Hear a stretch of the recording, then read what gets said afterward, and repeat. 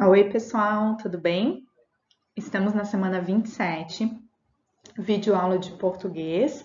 Vamos trabalhar com o último conteúdo da apostila número 3. Vamos lá, então? Hoje, então, nessa videoaula, nós vamos trabalhar com as páginas 103 a 105 e 111 a 113. E como tarefinha, vocês vão ter o estudo para P1. Então, vocês não vão ter nenhuma tarefa da apostila, não tem nada para escrever, para produzir, e sim estudar para P1, tá? Verifiquem as videoaulas gravadas das semanas dos conteúdos que já foram repassados como conteúdo da P1. E estudem. Peguem a apostila agora, então. Vamos lá.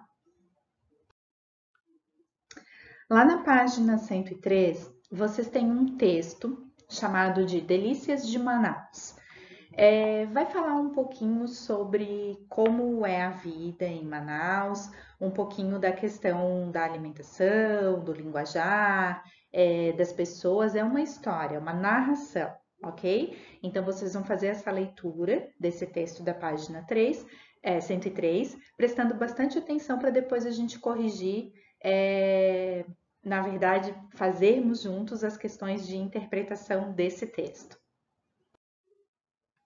Então, após a leitura do texto, vocês puderam perceber que tem algumas palavras ou gírias, expressões específicas daquela região, né? Nós estamos trabalhando essa questão da linguagem, do dialeto, das variações linguísticas, mesmo dentro do nosso país. Então, diz assim: se você não vive em Manaus ou nunca visitou essa cidade, provavelmente não sabe exatamente o que significam muitas das palavras empregadas na conversa reproduzida na crônica. Os recursos naturais de uma região influenciam a língua local. Quem aí vive usa certas expressões que raramente são empregadas no resto do país. Como nós utilizamos algumas palavras e expressões aqui no Sul. Aí, quando vem uma pessoa lá do Nordeste aqui para o Sul, também não compreende muito bem as nossas expressões. Suponha que você irá orientar um grupo de turistas estrangeiros que viajará a Manaus. Esse grupo é particularmente interessado em gastronomia. Você lhes oferecerá uma leitura acrônica, Delícias de Manaus. Embora essas pessoas falem português, não sabem a que se referem muitas das palavras do diálogo. Cabe a você redigir uma explicação, se possível buscar ilustrações para fornecer informações completas e de fácil compreensão. Se suas ilustrações não couberem no espaço disponível, faça um trabalho com folha separada. Vocês não precisam buscar a ilustração. Pelo menos saber o significado da palavra e se quiserem pesquisar na internet a imagem, melhor ainda, tá bom? Então vamos lá. Explica que se refere às palavras seguintes. A primeira palavra que aparece ali, Tucumã. Tucumã é uma palmeira de até 20 metros cultivada por seu palmito e frutos comestíveis, tá? Então é uma palmeira. Caxiri, bebida feita com beijoaçu fermentado em água. É um licor extraído de mandioca. Então é uma bebida feita com água, uma espécie de licor. Pupunha. Pupunha nós conhecemos aqui, né? A pupunha é uma palmeira de até 20 metros. Nós chamamos a pupunha aqui de palmito, né? Geralmente palmito pupunha é um tipo de palmito comestível, óbvio. Jacundá. Jacundá é um peixe de corpo alongado. Esse eu não conheço. Igarapé. Igarapé é um canal natural estreito e navegável por pequenas embarcações. Provavelmente em geografia vocês já devem ter ouvido essa palavra, igarapé. Tucupi, espécie de molho feito com água e goma e pimenta. Acompanha vários pratos da cozinha do norte do Brasil, tá? Então, um molho feito com água de goma e pimenta. Estamos agora na página 105. Pirarucu. Esse é bem conhecido também, né? É o maior peixe fluvial de escama, encontrado na bacia amazônica, né? Já devem ter ouvido falar bastante. Ele é chamado de bacalhau brasileiro, conhecido também. Gurupema. Gurupema é uma espécie de peneira. Tambaqui. Peixe encontrado no rio Amazonas e afluentes. A sua carne é de melhor qualidade entre peixes. Também não conheço esse tambaqui. Tracajá. Tartaruga de água doce encontrada nos rios amazônicos. É um tipo, né, de tartaruga. Maniçoba. Iguaria preparada com folhas tenras de mandioca, trituradas e acrescidas de carne suína, temperadas geralmente com alho, sal, louro, pimenta. Deve ser gostoso, né? É um tipo de comida que a gente não costuma comer aqui, mas deve ser bom. Mandioca é o nosso aipim, né? Não esqueçam que a mandioca pode ser chamada de aipim. Na nossa região, é o aipim. Agora vamos lá para a página 111. Na página 111, nós temos um texto falando sobre a visão sobre o português, a nossa língua.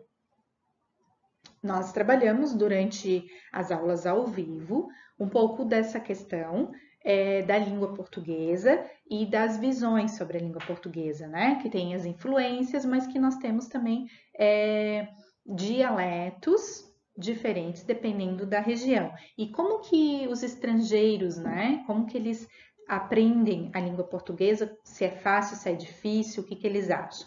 Então aqui, hablas português? Estrangeiros contam como é aprender o idioma. Relatos, tá? De alguns alunos meus estrangeiros, que eu já tive alunos estrangeiros, e que eu precisei ensinar a língua portuguesa em alguns momentos. Não alfabetizar, mas sim ensinar. Eles falam que é muito difícil, tá? Que é uma língua com muitas regras, muitos detalhes. Já tive como experiência uma aluna árabe, né? Que falava pouco inglês, quase nada o português, e foi bem difícil, foi um desafio. Mas ela aprendeu, tá? Com o tempo, a leitura de textos mais fáceis, mas vão aprendendo. Então aqui tá falando, né? Gringos que moram em Curitiba contam que o portunhol é uma armadilha, que se confundem com pois não, e até comprar pode ser embaraçoso, dependendo do que você for comprar, a maneira como você se dirige, né? As palavrinhas que vocês utilizam. Então, aqui vocês vão ler o texto também individualmente, para depois nós respondermos as questões de interpretação sobre esse texto. Aqui só um detalhe, né? Lembrando que portunhol é o português misturado com o espanhol, é quando a gente faz essa mistura e acaba quase criando uma nova língua. O texto é bem longo, espero que vocês tenham lido todo o texto, né? Foi escrito por Tatiana Marota, foi um especial sobre a língua portuguesa publicado na Gazeta do Povo, é um jornal bem conhecido. Então, ali diz notas, daí tem duas palavrinhas, etimologia e fonética. Etimologia é a origem da palavra e fonética a pronúncia, o som. Primeira questão, o que é portunhol? Por quem seria usado? Você imagina que seja uma modalidade estável, com regras definidas, isto é, uniforme, falado sempre da maneira bem semelhante? Então, primeiro, portunhol mistura de português com espanhol, eu já havia dito, né? Geralmente é usado na comunicação entre falantes de português e espanhol, que não dominam nenhuma nem a outra língua, né? Ou as duas. Não constitui uma modalidade estável, ela não é sempre igual, ela tem mudanças, né? Depende do conhecimento de cada pessoa.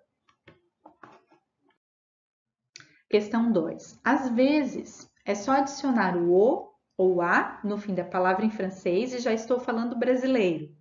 É um trechinho, né? Retirado lá do texto. Observe a citação acima, a expressão sic, entre colchetes. Essa expressão tem o significado de assim, o sic é assim. Entre parênteses ou colchetes, se intercala numa situação ou se coloca depois dela, para indicar que o texto original está reproduzido exatamente, por errado ou estranho que possa parecer. No caso, o que na declaração da estudante francesa poderia ser considerado errado ou estranho. O uso da palavra brasileiro em vez de português, tá? É isso, ao referir-se ao idioma oficial do Brasil. Então, ela falou o brasileiro como idioma, não é o português, é o nosso idioma. Ali explica, depois não precisa copiar, tá, pessoal? Explica que, embora alguns estudiosos da língua, os linguistas, defendam que o idioma que falamos se diferencia tanto do português que poderia ser considerado outra língua, mas não, tá? Nós falamos a língua portuguesa e não a língua brasileira. Questão 3. Por que um latino geralmente tem mais facilidade que outros povos para aprender o português? Por outro lado, qual seria o perigo do seu processo de aprendizagem? Então, porque os latinos têm a mesma origem, as línguas latinas têm a mesma origem da língua portuguesa, né? O latim. Então, por isso que fica mais fácil os latinos aprenderem a língua portuguesa. Grande parte do vocabulário também tem na mesma língua as mesmas origens do idioma, fica mais fácil, tá? E qual seria o perigo, né? Por ser tão parecido, às vezes, pode dar problemas, né? Pode ter um problema de compreensão. Às vezes é parecido, mas não é igual, não tem o mesmo sentido. Questão 4. Em resumo, quais as dificuldades mencionadas no texto para a aprendizagem de português pelos estrangeiros? Então, dificuldades. A pronúncia correta, né, do português, adequado às sílabas. Geralmente eles não conseguem fazer o som nasal do não, também, para eles é um pouco diferente. Quando é aberto o acento, né, agudo ou tônico, então quando é aberto e quando é fechado, também para eles tem um pouco de problema. As variantes, os pares mínimos, V e P, P e B também tem problemas. E questões de interpretação de texto. Nas questões de interpretação de texto, vai um pouco quando é algo relacionado a alguma brincadeira, alguma piada, né? Dependendo de como a gente conta essa piada, para eles não faz muito sentido. Então, por isso que a gente tem que conhecer muito bem a língua que nós estamos falando ou que nós estamos ouvindo para poder entender o sentido, né? Quando é uma coisa irônica, às vezes a pessoa não entende. A gente diz que ela leva ao pé da letra. Ela entende exatamente aquilo que está sendo dito ou procura entender, ok? Aqui então a gente encerra a apostila 3, esse conteúdo dessa parte da linguagem. Espero que vocês estudem para a prova. Conforme eu disse, não tem uma tarefa em que vocês tenham que produzir. Estudem para P1, procurem tirar uma nota bem boa já nessa primeira prova para não precisar ficar recuperando depois, ok? Então, próxima quarta-feira vocês têm a prova P1 de português, depois vocês têm aula comigo.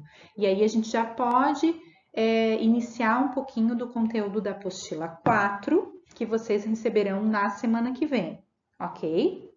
Fiquem bem e até a próxima aula, então. Tchau, tchau, pessoal!